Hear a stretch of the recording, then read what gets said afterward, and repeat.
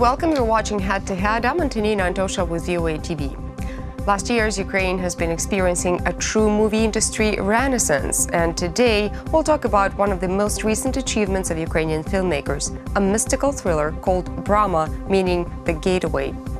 Through the story of one unusual family, the movie shows how the Chernobyl disaster impacted the country and its residents.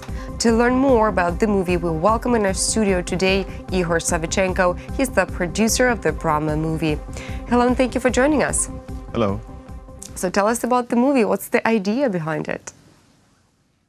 So it's based on a very famous and successful theatrical play, which was in maybe more than 10 theaters in Ukraine, also in Moscow, in Berlin, in Paris, in Brandenburg.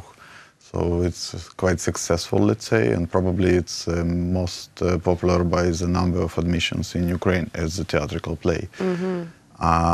It was quite mystical idea how it came to the director and the writer of the film, Volodymyr Tykhy. The day before he called me, I was visiting suddenly this play, which was in Kiev, in Melody Theater. The director of this play is Stas Zhirkov, and Irma Vitovska, the leading role actress, she invited me to watch the play. So, and day after, in the morning early, I went to Lviv.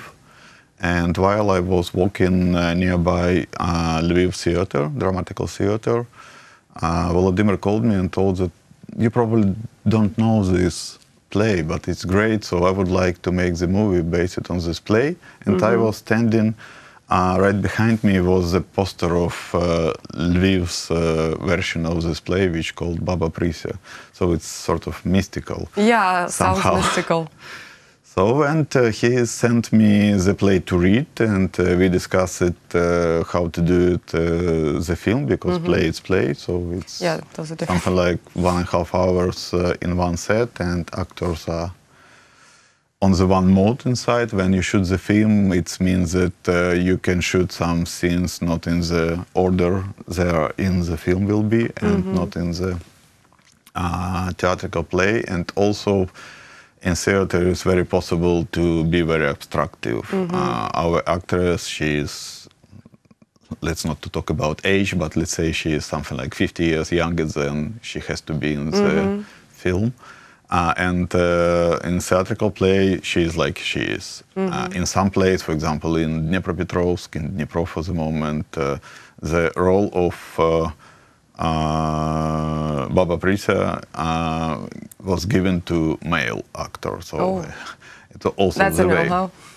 So first we had to do locations real, other we had to do makeup for actors real, and we did for her, I don't remember exactly, it was something like 13 or 14 masks for each day of shooting her in this mode. And many other issues were solved to do it film, not a theatrical play. But the work on the screenplay was very fast, and something like in a month we were ready with the script to apply to Ukrainian State Film Agency, and we won contest. And it was very fast from the idea to do this film till when we appeared on the set, something like 6 months. I would like to give our audience an understanding of what we're talking about right now. We have a short clip of the trailer for the movie, so let's watch. Баба, смерть страшна. Почуй мене.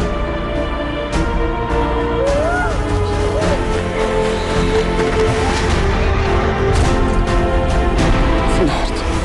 Баба залезна.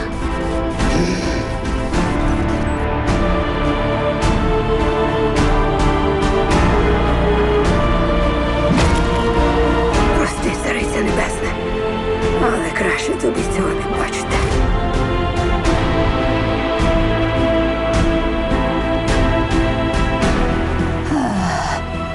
А візьми жертву мною дана.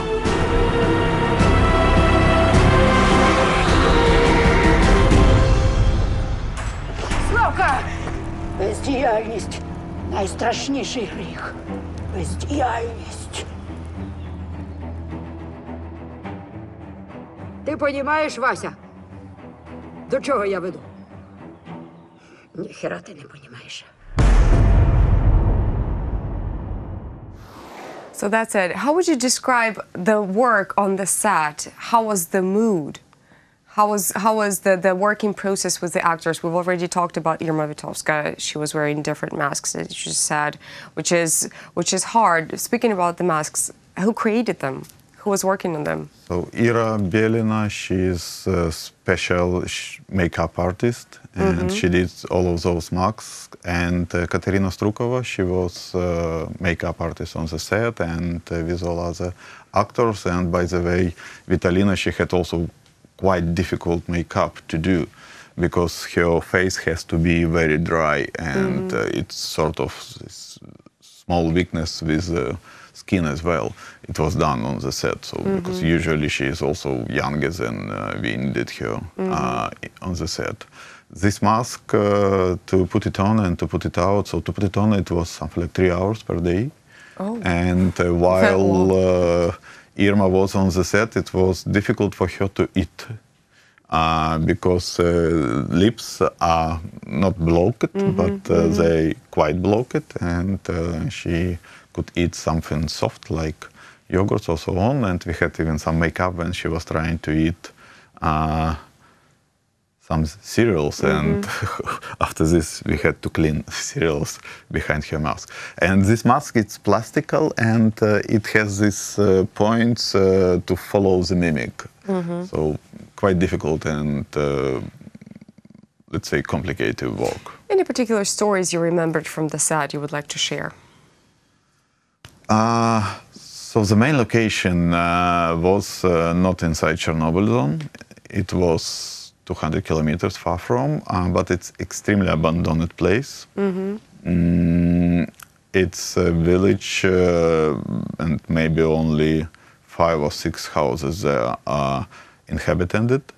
So all others are empty, and animals there, they sort of it's their home. It's not home of people. And Irma was. She has this habit to think about the scene, to walk around. And when she was walking around, she met the huge deer, for example. So, and also we were shooting in Pripyat, and if you will see the film, you will see that, for example, wolf has this broken leg. So it was on the way to Chernobyl zone.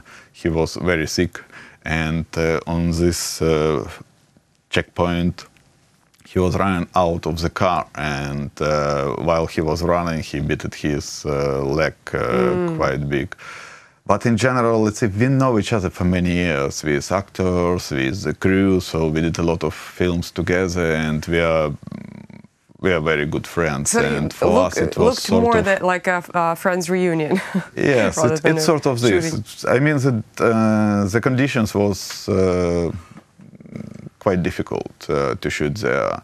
It was far from nearest hotel, so it was something like 1 hour to go by car from the hotel.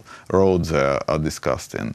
So, but because we are friends, so nobody complained, and it was very good mood on the set. And Irma and Vitalina, we worked together in at minimum 3 films before. So this is a very good team altogether. So it was easy to shoot from outside. Brama already started screening in Ukraine. Has it been shown in any other countries before, and which countries will it be screened after? So before it was only on festivals. The film had its premiere in Tallinn Black Nights Film Festival, which became Class A several years ago. The exception from the audience was extremely warm, and most of the audience was international. After this film was in Vienna on the festival in Austria, also with very good acceptance. We have plans to put film on some platform like Amazon, either Netflix, either something like this. And very soon we are going to Toronto to screen the film in Toronto. It's not Toronto International Film Festival. Right behind this film festival, it's Ukrainian Film Festival. So we are going there to screen the film on this festival, and several local distributors are interested to take the film. So it's not going to be something huge. I mean, in terms of number of admissions, but from platforms like online cinemas, like Amazon or Netflix, it could be the number of people who will watch the film much more than in Ukraine. I hope so, at least. Let's hope so. Anything in mind you have you're gonna work on in the nearest future? Sure, we have several projects, and one of them is together with Volodymyr Tikhy, who is the director. So it's the film called Bunker, Blindage. It's about contemporary war in Ukraine, but done in quite sarcastic way. So it's closer to MESH Hospital, to Good Morning Vietnam, to something like this. We would like to go with humor through our war with Russia for the moment, and it will help to people who went through this war to solve issues with post-traumatic syndrome as well. So it will help people to go through it and to let it go. So That's really important. It's quite difficult psychological way to help people to solve the problem with post-trauma. Thank you so much for coming. Thank you for what you're doing. Wish you all the best. Thank you. That was Ihor Savychenko. He is the producer of the Brama movie. Thank you so much for watching. Stay tuned with UATV for the rest.